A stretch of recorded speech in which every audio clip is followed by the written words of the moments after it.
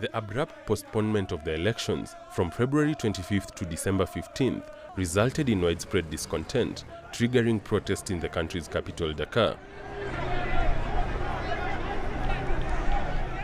It marked the first time that Senegal had delayed a presidential election. President Macky Sall cited a dispute over the candidates list and alleged corruption within the Constitution Council that approved it. Parliament later approved the delay in a chaotic voting process that saw opposition lawmakers forcefully removed from the chambers. The opposition accused Sall of plotting to extend his tenure. We ask Macky Sall to simply stop. He's done. He must stop this third-term business. He must let others run, and he must let Ousmane Sonko be a candidate, not to the third term. President Macky Sall has repeatedly denied allegations that he wants to cling to power.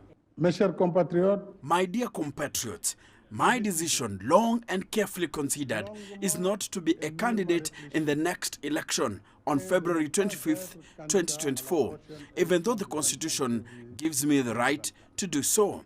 Indeed, since the constitutional revision of 2016, the legal debate has been definitely settled by Constitutional Council Decision Number 1, that is 2016 of February 12th, 2016.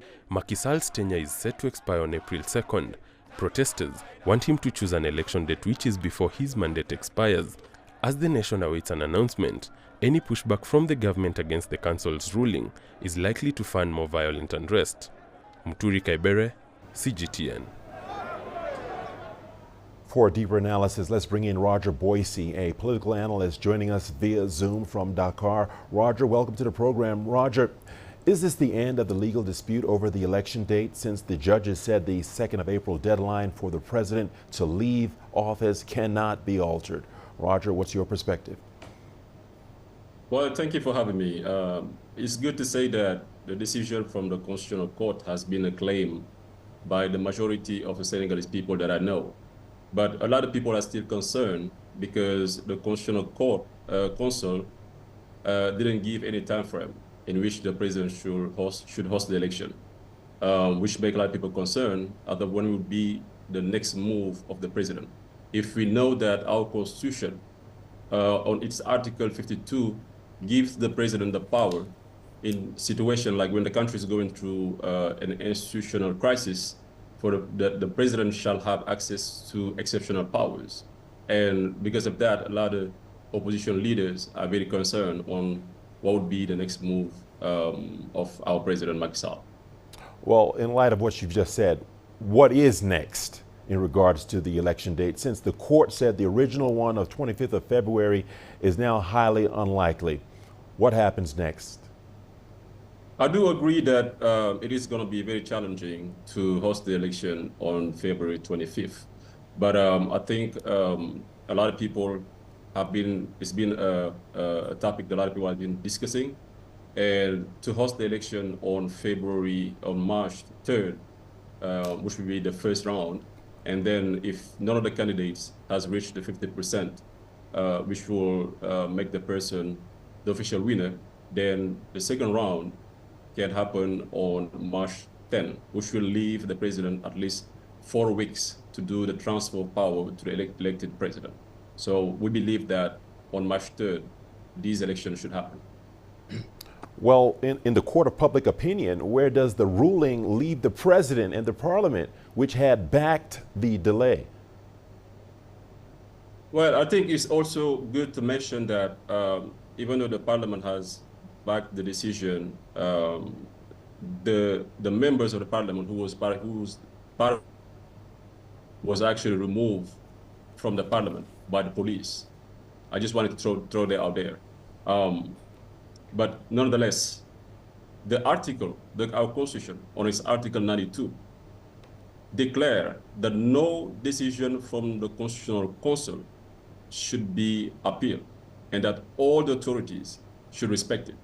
So in my opinion, I think they have no choice right now but to accept the decision, because it is above all other decisions.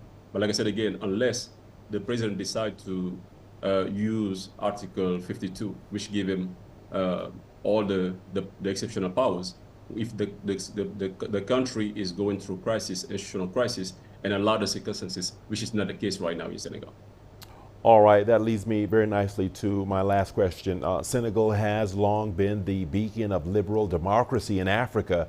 What has been the impact of the election standoff on this proud legacy? Well, I believe that this kind of situation could actually happen to any great democracy. So we have seen what happened in the United States when the President Biden was declared the winning candidate in front of Donald Trump. We've seen what happened at the Capitol. And even in Senegal, in 2011, in 2012, when Macky Sall was elected, we've gone through the same type of situation when the former President Abdoulaye Wade, wanted to go for a third term, which was forbidden by our constitution.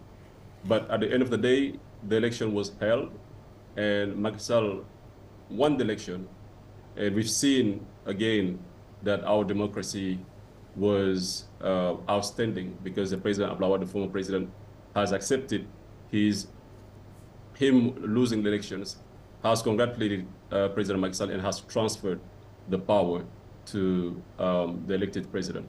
So I strongly believe that the President Macky Sall is going to accept this decision from the Constitutional Court, and that the election will be held sometimes in March, and that by the grace of God, by April 2nd, he's going to leave the country very stable and very our democracy where he was before he got elected.